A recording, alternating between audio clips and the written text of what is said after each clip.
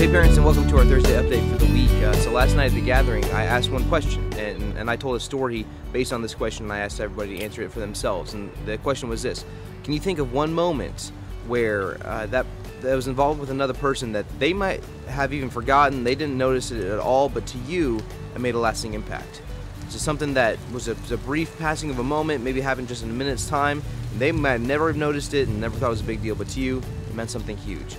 And I share that story. For me, it was when I was 6 or 7 years old. It was the first time I came to this church, and it was the beginning of me coming to this church. And I was with my mom, and there was kids' church going on, and I didn't want to do that because I wanted to stay with my mom. I was unsure and scared and all that stuff. And then Tina Langley, she was doing children's church that day, and she said, "Hey, we're gonna be playing with wax and with paint."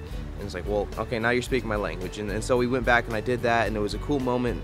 And I look back at that moment, and that was the first time I was able to go, church is a cool thing. It can be fun. It can be a neat thing. And so I think that had a huge impact on me. To Tina, I was probably just another kid, and I'm sure she doesn't even remember that moment. But to me, it was a huge thing, and it made a lasting impact. And so I challenge the kids to come up with that moment for themselves and to follow up on that and say thank you to that person. As I'm going to do, I'm going to give Tina a call and tell her, hey, thanks. You probably don't remember this, but it meant a lot to me.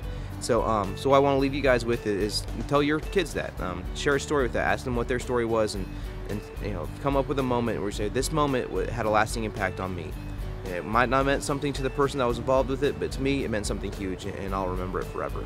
So share those stories with your kids, and I'll see you guys later. Thanks a lot.